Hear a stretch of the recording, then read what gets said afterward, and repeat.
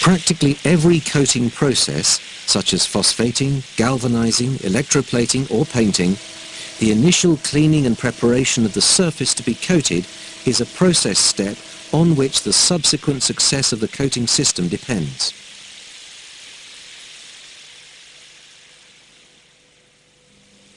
Surfaces must be prepared before protective coatings are applied, if good results are to be obtained.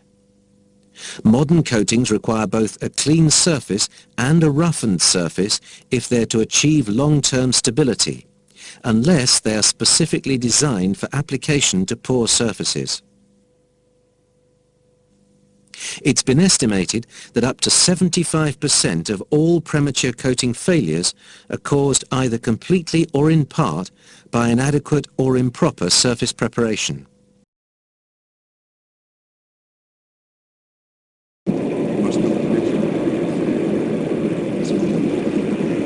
There are a variety of surfaces which protective coatings may be applied to.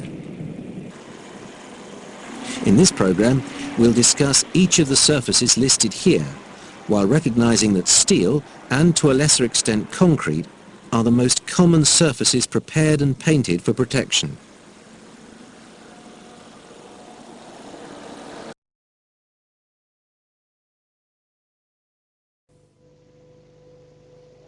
The activities of surface preparation prior to application of coatings may include assessment or inspection of surface conditions, including design and fabrication defects,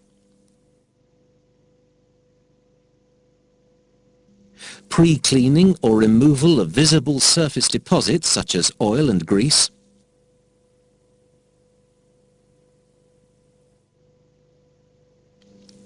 work to remedy or alleviate design or fabrication defects,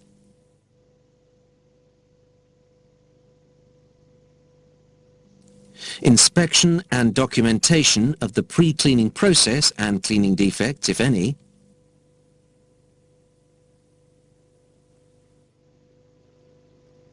surface preparation by any appropriate method to remove detrimental surface contaminants.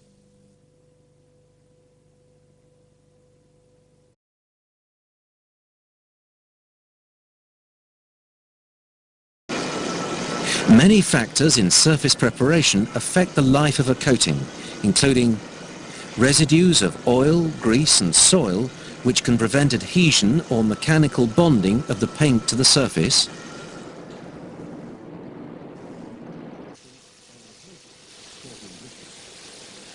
residues of non-visible chemical salts which can induce corrosion after coating,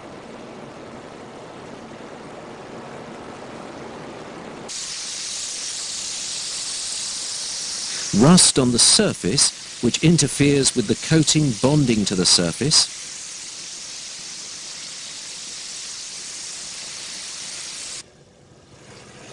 loose or broken mill scale which can cause early coating failure, and tight mill scale which can cause later failure.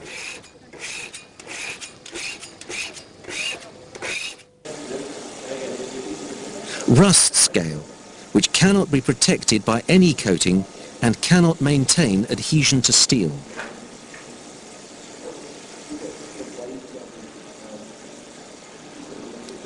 Anchor pattern, which either may be so rough that peaks are formed which are difficult to adequately protect with paint, or may not be rough enough, possibly causing coating failure because of a loss of adhesion.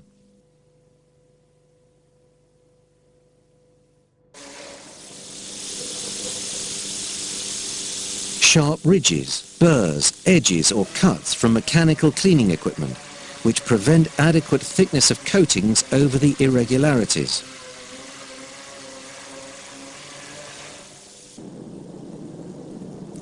Surface condensation, which, if painted over, may result in blistering and delamination failure.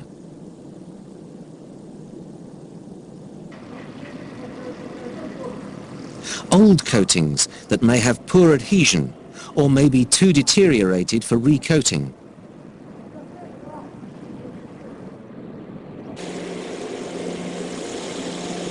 Existing coatings that may be incompatible with and be affected by the application of maintenance coatings.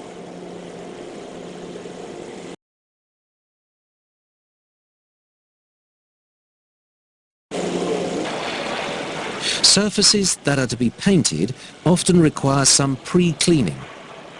Inspection for contamination, including heavy deposits of grease, soil, dust, dirt or cement splatter, is an important part of the overall coating process. Loose dirt and debris must be removed, and the surface to be coated should be completely available for paint application.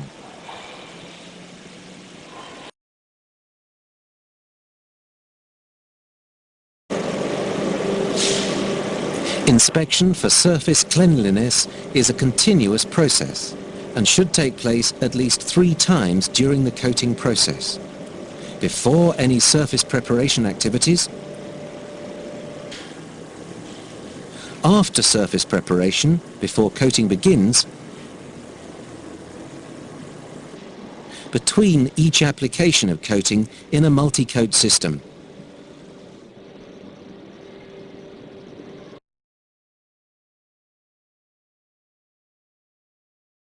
Many structures are not designed with the coating process in mind.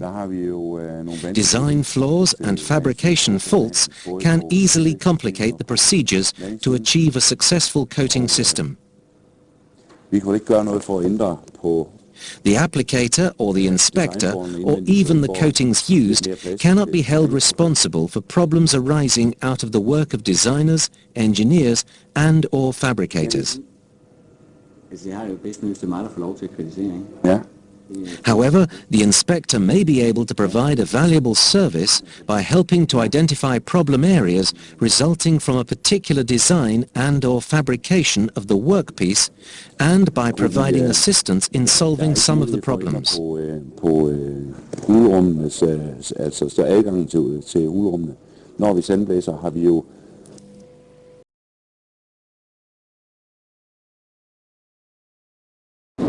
Hard-to-reach areas are difficult to coat properly. Special attention is required to ensure proper coating. For example, stiffening members on the inside of a vessel create an area that may be hard to reach for coating. Many tall vessels are built with little thought given to how the interior surface can be maintained. To aid access for maintenance, designers should incorporate supports for painting accessories such as cradles or scaffold, and allow easy access for such equipment.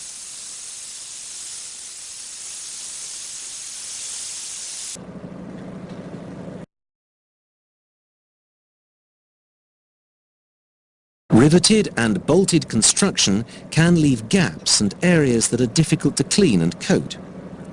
It's difficult to protect bolts in this condition. Riveted and bolted construction should be replaced by welding where possible.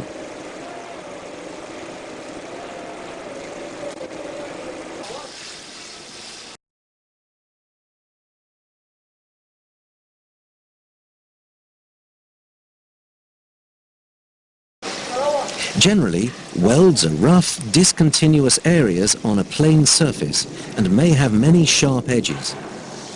Often, welds are not cleaned properly, if at all, leaving weld spatter, slag and acid flux residues. And if these imperfections are not removed, corrosion may be encouraged.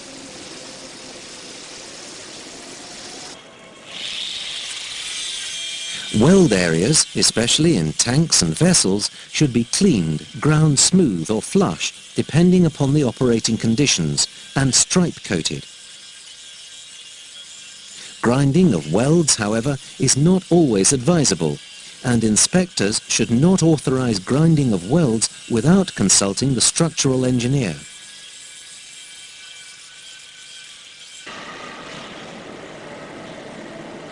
Welds are often tested for cracks with chemical test solutions, for example, dye-penetrant solutions, that leave contamination on the surface. Coatings applied over this type of surface will not achieve a good bond, and a coating failure is likely to occur, resulting in corrosion. Removal of such contamination can be difficult. Repeated applications of solvent may be required until the remaining traces cannot affect coating adhesion or bleed back into the coating.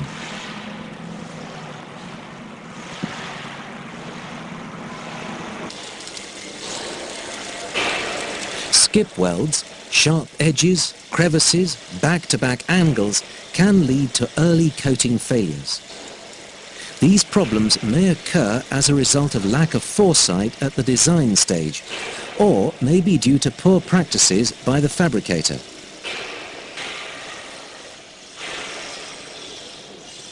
Generally, overlapping plates and roof plates are skip welded, creating an area inaccessible for coating. Moisture is able to migrate between the plates and corrosion can occur.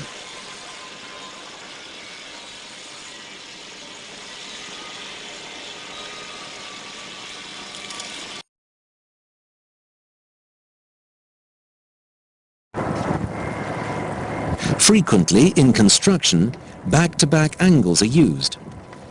Often the back side of these angles are not coated, but sometimes are pre-coated with galvanizing or with an inorganic zinc. The area between the angles may be impossible to clean and coat. The void space around the angles could be sealed with caulking or a mastic to prevent corrosion and the possible undercutting of any coating at the edges.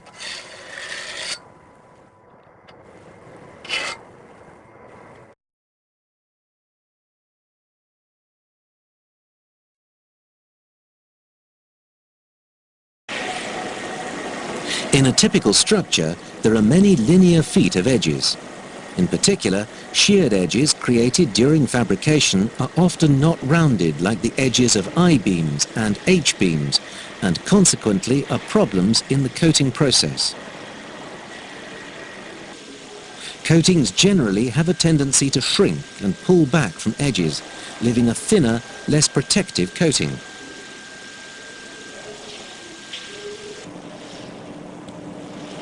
Edges should be stripe coated at least once during the coating process, preferably with each coat to provide additional coating thickness at the edge.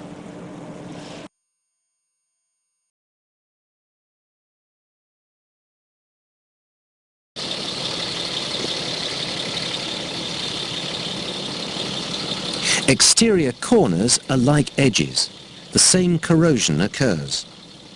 They should be stripe coated as with edges. There are two problems with interior corners. Coatings applied over interior corners will shrink in much the same way as on sharp edges, tending to form a bridge with poor contact to the substrate. This is sometimes known as the wallpaper effect. The corner may allow the accumulation of dirt or trash, and the coating could be applied over a contaminated surface. Like other surfaces, inside corners should be cleaned free of dirt, dust, etc., and preferably stripe coated before application of the main coating.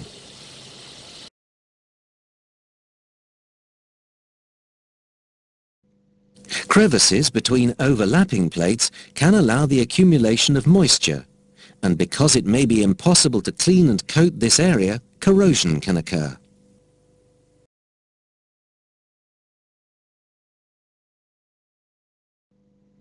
Rivets, bolt heads and nuts are all difficult to coat, and care is needed to ensure that all surfaces are adequately cleaned and coated. There are many crevices that may allow the initiation of corrosion. Faying surfaces, that is, the surfaces being joined to create a friction grip, are a special case and should either be cleaned and left uncoated or coated with a tested and approved coating. Tests are defined by British standards and by ASTM to establish suitability for this purpose. Inorganic zinc coatings are probably the most common coatings used for this purpose.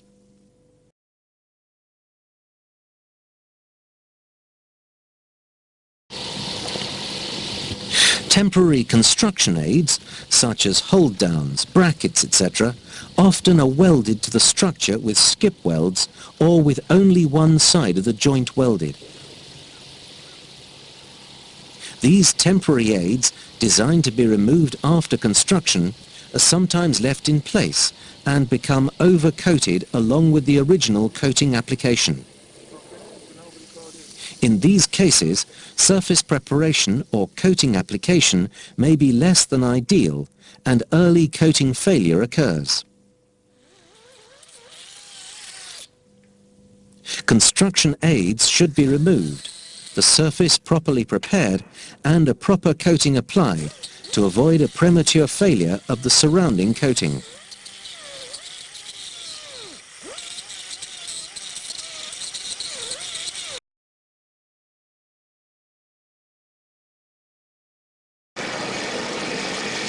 It is not widely appreciated that surface preparation does not just mean the removal of all mill-scale, rust and contaminants, but suitable dressing of the steelwork to remove all surface defects that could break through the paint film or prove difficult to protect adequately by painting.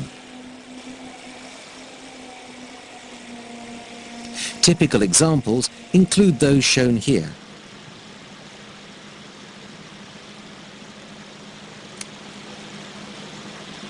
It should be remembered that where defects are exposed by blast cleaning and subsequently removed by grinding, it's necessary to re-prepare the immediate area in order to retain the surface profile.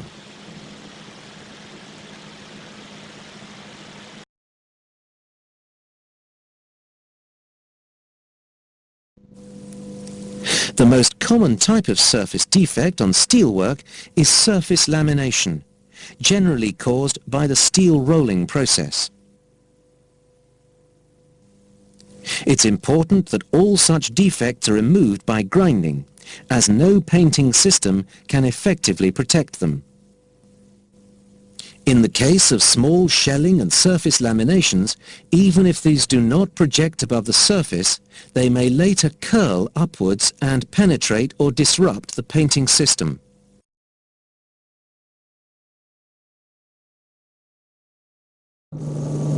Any form of crack or deep crevice will form a danger to the protective treatment, as it cannot be effectively filled or sealed by the painting system. It will contain impurities, gather entrapped moisture and air, then provide a location for corrosion under the paint system. All such cracks and crevices should be ground out, unless too deep for such treatment, in which case they should be filled or sealed by welding and then ground smooth.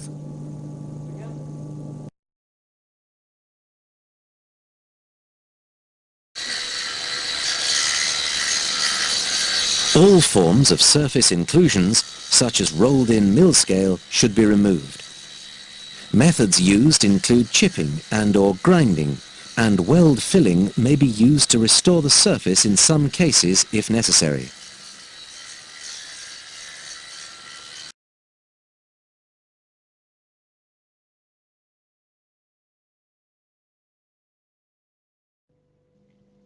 Other design problems that could lead to early coating failure include dissimilar metals in contact with each other create a galvanic cell, which can start the corrosion process and cause a coating failure.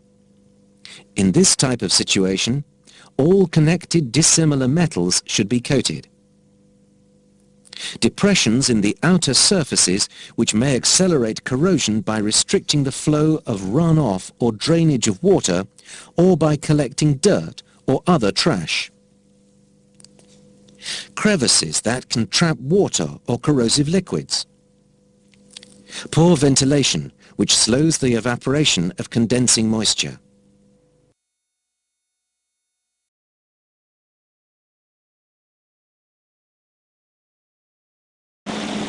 Ideally, the project specification will require correction of fabrication errors.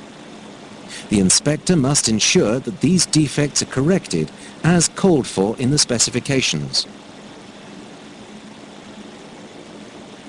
If correction is not called for by the specifications, they should be prepared and coated as well as possible.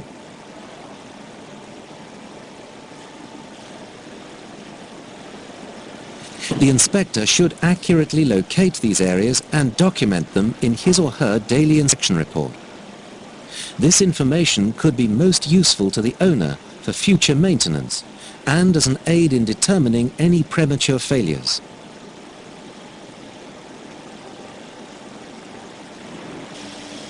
Any gaps and small, hard-to-reach or inaccessible areas where failure can occur should be avoided.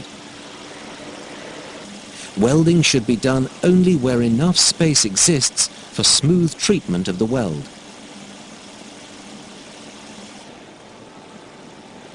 Since threads are very difficult to clean and coat properly, threaded outlets should be replaced when possible by flanged or pad-type outlets, which may be more easily accessible to the painter.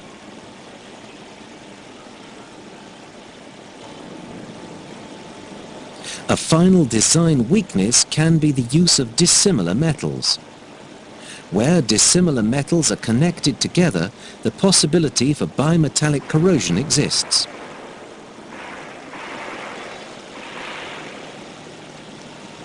Protective coatings should preferably be applied to the cathodic area only. If the anodic metal is also to be coated, the coating film must be pinhole free to prevent focused corrosion initiating at pinholes in the film.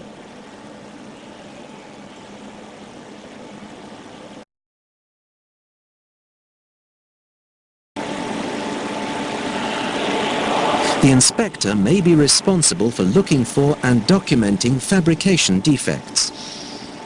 If the coating specification calls for repair of these defects, then repairs should be completed before further work proceeds.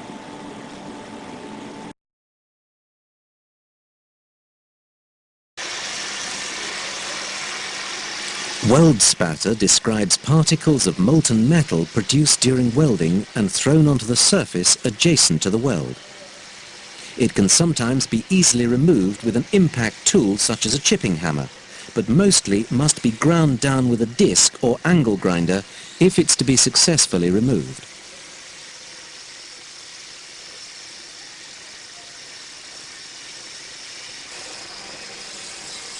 Weld spatter may be up to 20 mil, 500 microns or more in height over the substrate and is difficult to cover with adequate coating thickness.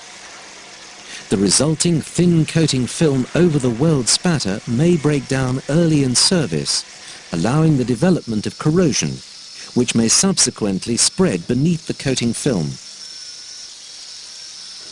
Consequently, the treatment of the weld spatter is important, and it must be removed by mechanical means before any blasting required by the specification.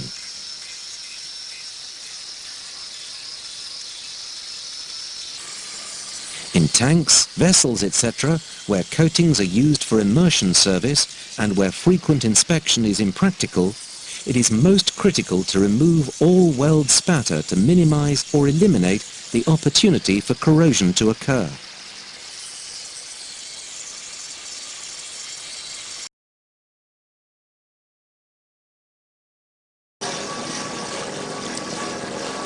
Proper welding technique is also important. Welding should be continuous rather than spot or intermittent. Continuous welding is more expensive than spot welding. However, extending the life of the coating generally will more than offset the extra cost of welding.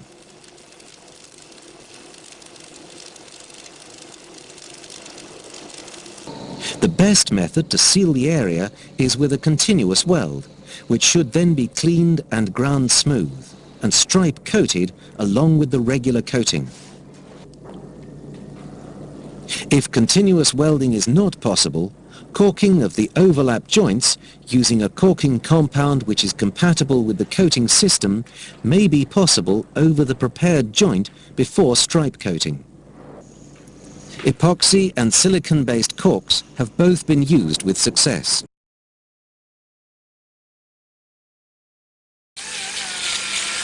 Rough welds should be ground or otherwise repaired to remove sharp edges and other irregularities. Voids in the weld may be bridged over by the coating.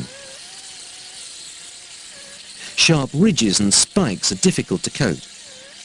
The coating pulls back from the edge of the ridge and is much thinner at that point. It's important that all welds be ground or otherwise repaired to yield a relatively smooth surface. Undercuts and pinholes should be filled with welding.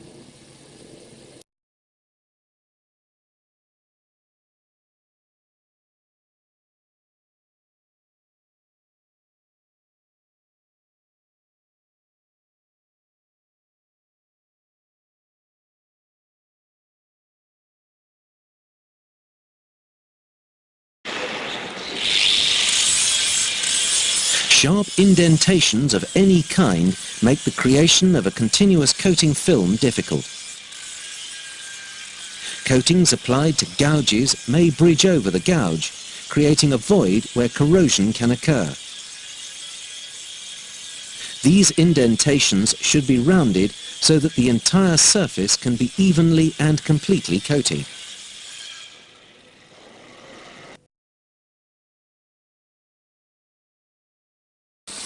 Because of surface tension, coatings tend to pull back from sharp edges, particularly during the shrinking phase that occurs during drying and/or curing. Sharp edges should be rounded.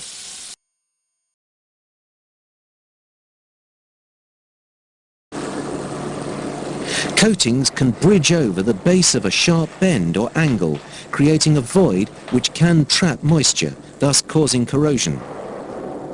This condition cannot easily be changed or corrected, so extra care is required during coating application.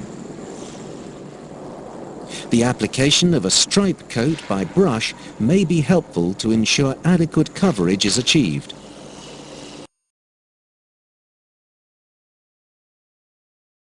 NACE publishes the standard recommended practice RP 0178, Fabrication Defects, Surface Finish Requirements and Proper Design Considerations for Tanks and Vessels to be lined for immersion service. In the design process, the design engineer, working jointly with the coatings engineer or specifier, could use this illustrated standard along with an accompanying weld replica as a valuable guide to avoid many of the common design faults and fabrication defects which can adversely affect the entire coating scheme. The same standard may be quoted in specifications, providing a visual guide to the conditions that are acceptable after the pre-cleaning stage of surface preparation.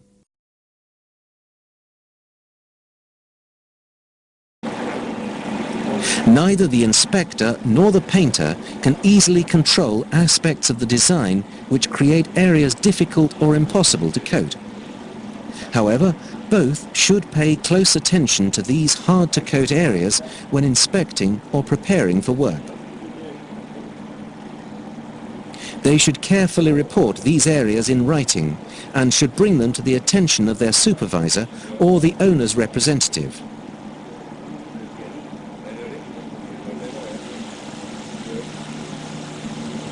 Similarly, identification of fabrication defects that may lead to inadequate coating performance is important.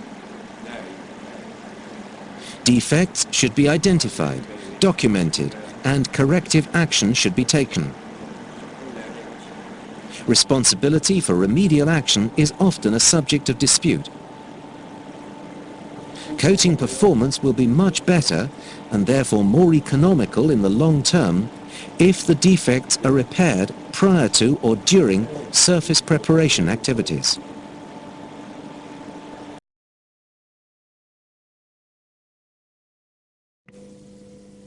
New or used unpainted steel may be categorized in any one of 4 general conditions, described and illustrated by 2 common pictorial standards. SSPC Viz 1 ISO 85011.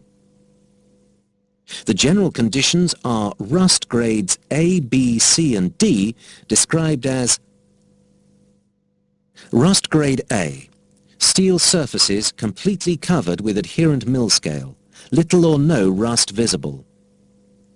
Rust grade B, steel surfaces covered with both mill scale and rust. Rust grade C, steel surfaces completely covered with rust, little or no pitting visible. Rust grade D, steel surfaces completely covered with rust, pitting visible. These initial conditions affect the degree of surface preparation that is necessary or can be achieved. They are described in more detail and fully discussed in the section on surface preparation standards later in this module.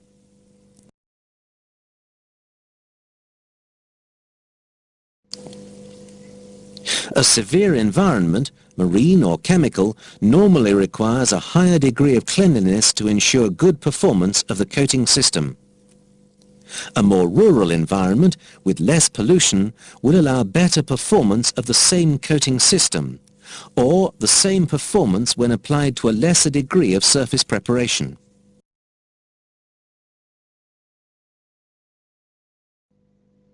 Coating systems vary significantly in their ability to bond to steel. Some coatings with good wetting properties, such as epoxy mastics, medium and long oil alkyds, and some bituminous products, will adhere better to a less thoroughly clean surface than others. All systems, though, will perform better on a properly clean surface with a good surface profile.